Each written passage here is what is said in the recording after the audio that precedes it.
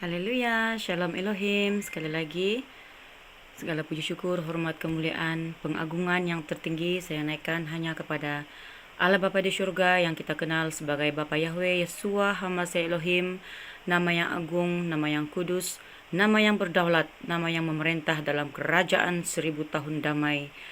Haleluya, haleluya, haleluya. Bapak, Ibu, saudara-saudari, keluargaku yang terkasih dalam Tuhan, pada ketika ini sekali lagi saya tampil untuk mengongsikan kebenaran firman Tuhan yang Bapak telah letakkan di dalam hati saya mengenai apa itu menyangkal Tuhan Yesus Kristus. Apa itu menyangkal Tuhan Yesus Kristus? Firman Tuhan yang terdapat di dalam Matius 10 ayat 32 hingga ayat yang ke-33 mengatakan, "Setiap orang yang mengakui aku di depan manusia, aku juga akan mengakuinya di depan Bapakku yang di surga. Tetapi barang siapa menyangkal aku di depan manusia, aku juga akan menyangkalnya di depan Bapakku yang di surga." Nah, Bapak, Ibu, saudara-saudari, keluargaku yang dikasihi dalam Tuhan, Tuhan Yesus Kristus sudah memberitahukan kita terlebih awal di dalam firman-Nya bahwa akan berlaku penganiayaan, berlaku aniaya kepada para pengikut Tuhan Yesus Kristus. Firman Tuhan yang telah kita baca sebentar tadi bukan saja berlaku pada zamannya Tuhan Yesus Kristus ketika Ia menjalani jalan salib, di mana murid-muridnya menjadi takut dan tidak mau mengakui Dia sebagai pengikut karena mereka takut ditangkap, mereka takut dibunuh, mereka meninggalkan Yesus. Tetapi firman Tuhan ini, iya dan amin, akan berlaku di penutupan zaman ini, Bapak Ibu. Dan mungkin ada di antara kita yang mengatakan, apa yang saya sampaikan ini bukan daripada Tuhan. Karena ada yang mengatakan, jika daripada Tuhan, Ia pasti membawa damai, membawa sejahtera, membawa sukacita, dan tidak menakut-nakutkan anak-anak Tuhan di penutupan zaman ini. Dengan penuh kerendahan hati, saya bukan siapa-siapa, saya hanya hambanya yang mau taat kepada mandat Bapa Surgawi yang dipercayakan kepada saya. Saya hanya seorang ibu yang tidak punya apa-apa. Dengan ini saya ingin menyampaikan kebenaran firman Tuhan di penutupan zaman ini.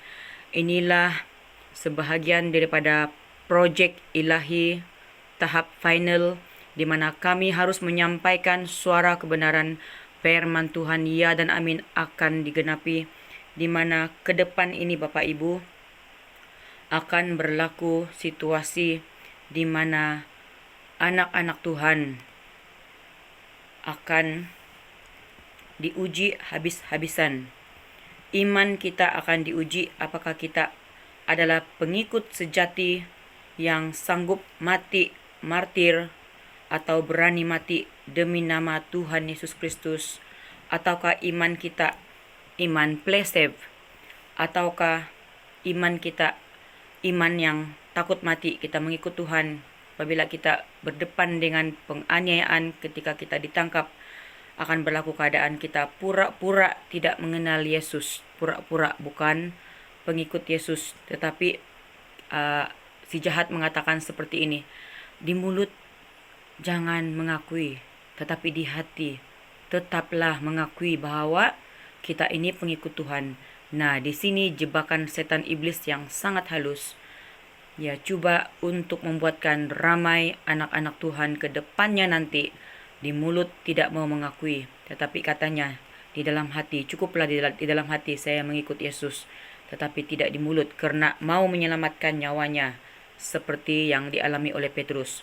Tetapi ingat firman Tuhan ini, setiap orang yang mengakui aku, kata Tuhan, di depan manusia, di depannya, dan aku juga akan mengakuinya di depan Bapakku yang di surga. Tetapi barang siapa menyangkal aku di depan manusia ketika berhadapan dengan pembinasa keji itu, ketika berhadapan dengan orang-orang yang mau menangkap kita. Di sanalah iman kita akan dipertanggungjawabkan. Kata Tuhan, aku juga akan menyangkalnya di depan Bapakku yang di surga. Apa yang diucapkan oleh mulut lahir daripada hati kita. Tuhan melihat kedalaman hati, mulut kita, pikiran kita, semuanya menyatu. Tidak ada bercabang-cabang di hadapan Tuhan. Perkara yang kedua, kepada para pengikut Tuhan Yesus Kristus yang sejati. Di sini saya ingin menyampaikan kepada para pengikut Tuhan Yesus Kristus yang sejati, yang setia, akan ada keadaan-keadaan yang akan membuat kita diserahkan kepada majelis agama, kepada pusat gereja. Sama seperti yang sudah dilalui oleh para rasul, para murid-murid Tuhan Yesus Kristus. Mereka disesah di rumah ibadat, ditangkap karena nama Yesus Kristus. Mereka digiring ke muka penguasa-penguasa, raja yaitu pemerintah, oleh pemimpin atasan. Supaya apa? Tuhan mengizinkan semua ini berlaku supaya mereka memberi kesaksian kepada orang-orang yang tidak mengenal akan nama Tuhan. Hal ini akan berulang. Pengulangan zaman akan berlaku di depan mata tidak lama lagi. Dan Tuhan Yesus Kristus telah berpesan di dalam firman-Nya, bila hal ini terjadi, katanya, jangan khawatir. Di dalam Matius pasal yang ke-10, kita boleh membaca dalam ayat 19, 20, dan seterusnya. Firman Tuhan mengatakan, bila hal itu berlaku yang pertama, Tuhan berpesan, jangan khawatir. Jangan khawatir akan bagaimana dan apa yang harus engkau katakan. Hanya pastikan kamu dipenuhi dengan Roh Kudusku, kata Tuhan. Karena semua itu akan dikaruniakan kepadamu pada saat itu juga secara instan. Secara pantasnya, kuasa Roh Kudus akan mengambil alih, akan memakai bibir, mulut untuk berbicara, untuk tampil sebagai kesaksian di hadapan majelis agama itu atau di hadapan pemerintah. Karena bukan kamu yang berkata-kata, kata Tuhan, melainkan Roh Bapakku, dialah yang akan berkata-kata di dalam kamu. Yang percaya akan hal ini, katakan amin, amin, amin, haleluya. Bapak, Ibu, saudara-saudari, keluargaku yang terkasih di depan, yang dikasihi di depan ini, firman Tuhan telah mengatakan di dalam ayat yang ke-21 itu bahwa kehancuran keluarga akan berlaku melalui apa? Melalui cairan tanda binatang, di mana kita sudah melihat perkara ini pada tahun 2021, 2020, 2022. Apabila tanda binatang itu diberikan, apabila ada ahli keluarga yang tidak mau menerima tanda binatang itu, mulai dikucilkan, mulai ditolak, dan mulai terjadi pemisahan di dalam keluarga. Dan ke depan ini, apabila berdirinya menara itu, apabila anak-anak manusia di seluruh muka bumi ini ditakut-takuti lagi, akan lahirlah wabak itu dan lahirlah penawar itu lagi. Apabila kita tidak mau menerima penawar itu, maka akan berlakulah keadaan orang akan diserahkan oleh saudaranya untuk dibunuh. Seorang ayah menyerahkan anaknya karena apa? Karena takut tidak makan, takut tiada kerja. Apabila tidak mengambil tanda binatang itu ke depan nanti, maka tidak boleh bekerja lagi, tidak boleh bersekolah lagi, tidak boleh itu, tidak boleh ini, tidak boleh ke sana, tidak boleh terbang kemana-mana, tidak boleh melakukan aktiviti perniagaan, urusan kehidupan sehari-harian. Dan akan berlakulah anak-anak memberontak terhadap orang tua dan membunuh mereka. Inilah sesuatu hal kejadian yang akan berlaku di depan sana, yang akan menggugat iman kita semua, pengikut-pengikut Yesus. Kata firman Tuhan di dalam ayat yang ke-22, pengikut-pengikut Yesus akan dibenci oleh semua orang. Kenapa Anda dibenci? Karena Anda tahu kebenaran firman Tuhan di dalam kitab Wahyu bahwa itu adalah tanda binatang, dan Anda tidak mau menerima tanda binatang itu karena Anda tahu konsekuensinya, kesannya apabila menerima tanda binatang itu, maka tubuh akan dibinasakan. Roh kita, jiwa kita akan ditawan oleh pembinasa keji itu. Dan akhirnya dia minta disembah. Dia minta disembah. Dunia ini akan kembali kepada zaman seperti Nebukadnezar. Akan terjadilah kebangkitan iman seperti Daniel, Sadrak, Mesak, dan Abednego. Di sanalah iman kita diuji habis-habisan. Perkara yang ketiga ingin saya beritahukan di sini adalah ayat yang ke-23b mengatakan, orang-orang yang bertahan sampai pada kesudahannya akan selamat. Oleh karena itu di sini kita harus bertahan. Kita harus memiliki iman yang sanggup untuk bertahan apabila datangnya aniaya itu. Firman Tuhan mengatakan, larilah ke kota yang lain, bukan ambil posisi untuk melawan dengan kekuatan sendiri, tetapi larilah ke kota yang lain. Sebelum kamu selesai mengunjungi kota-kota Israel, kata Tuhan, Anak Manusia sudah datang. Kita mengimani firman Tuhan ini pertolongan daripada Bapa Yahweh melalui Tuhan Yesus Kristus, Immanuel, di mana Dia telah mengutus anaknya yang tunggal, yaitu Firman yang telah menjadi manusia, yang pada saat ini telah berdiam di dalam pribadi Pak Aditya Nugrahanto, berdiam di dalamnya Roh Alfa dan Omega itu sendiri. Dia telah berjanji, dengarkan video yang telah ditebarkannya, bahwasanya Dia menyertai anak-anak Tuhan sampai kepada kesudahannya. Dengarkanlah kepada hambanya yang berkenan, yang taat, setia, dan rendah hati ini. Roh Alfa dan Omega sedang berbicara di tengah-tengah dunia ini. Dia berpesan bahwasanya jangan takut. Jangan takut terhadap mereka, karena roh kebenaran akan bekerja dahsyat. Karena tidak ada sesuatu pun yang tertutup, yang tidak akan terbuka, dan tidak ada sesuatu pun yang tersembunyi yang tidak diketahui. Ayat yang ke-27, apa yang Tuhan katakan kepadamu di dalam gelap, katakanlah itu di dalam terang. Apa yang Tuhan bisikkan ke telingamu, beritakanlah itu dari atas atap rumah. Ini merujuk kepada internet, wifi, jaringan. Tuhan mahu kita tampil bersaksi di detik-detik akhir ini untuk menyerukan pertobatan sebelum datangnya hari yang jahat, hari yang kelam itu. Perkara yang keempat, kata Tuhan, jangan takut kepada mereka yang dapat membunuh tubuh. Sekali lagi, jangan takut terhadap mereka yang dapat membunuh tubuh, tetapi tidak berkuasa membunuh jiwa. Takutlah yang terutama kepada Dia yang berkuasa membinasakan baik jiwa maupun tubuh di dalam neraka. Oleh karena itu, orang-orang yang takut akan Tuhan tidak akan menyangkal.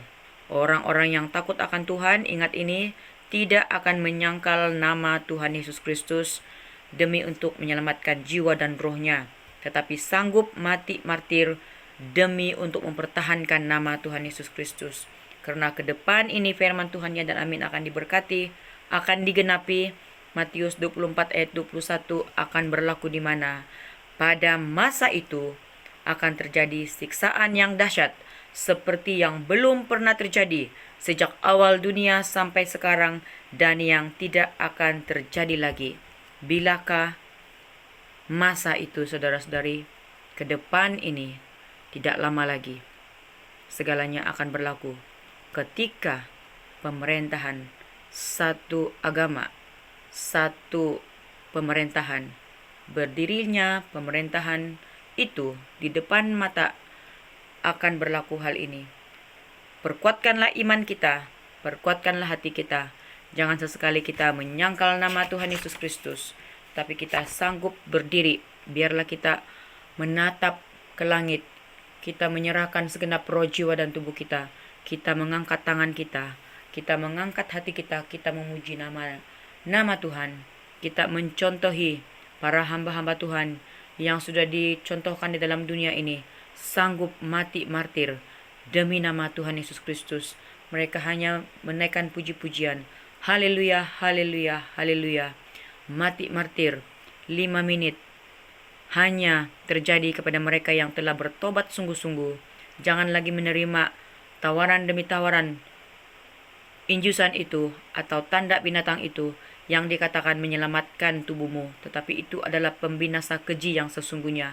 Tetapi bertahanlah, pertahankanlah imanmu, pikullah salibmu, sangkal diri, setia sampai mati, seperti yang telah dicontohkan oleh para rasul, seperti yang telah dicontohkan oleh Tuhan Yesus Kristus sendiri. Ia sanggup mati sampai akhir. Apabila roh kebenaran, Roh Kudus telah diangkat daripada muka bumi ini, tidak ada lagi keselamatan yang cuma-cuma. Tidak ada lagi kuasa salib, tetapi yang ada adalah kita harus membayar harga yang mahal dengan mati martir. Harus menyerahkan jiwa kita, tubuh kita di hadapan Tuhan untuk masuk ke kerajaan surga, untuk dibawa ke Firdaus, menjadi bayi-bayi rohani. Walaupun Anda telah melayaninya dengan penuh luar biasa di muka bumi ini, tetapi oleh kerana telah menerima tanda binatang itu, gagal mengenal pasti tanda binatang itu, semua pelayanan akan terbakar hangus dan akan menjadi bayi-bayi rohani.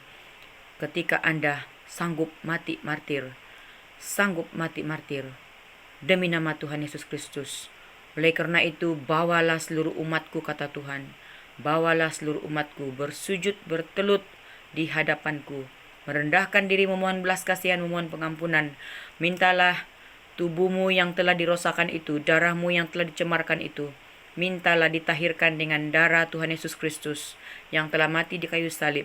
Bertobatlah sungguh-sungguh dan jangan mengambil tanda binatang itu lagi, dan berserulah kepadanya, mohonlah kekuatan daripadanya. Semua anak-anak Tuhan yang tertinggal di muka bumi ini, ingat pesan ini, harus mati martir demi nama Tuhan Yesus Kristus.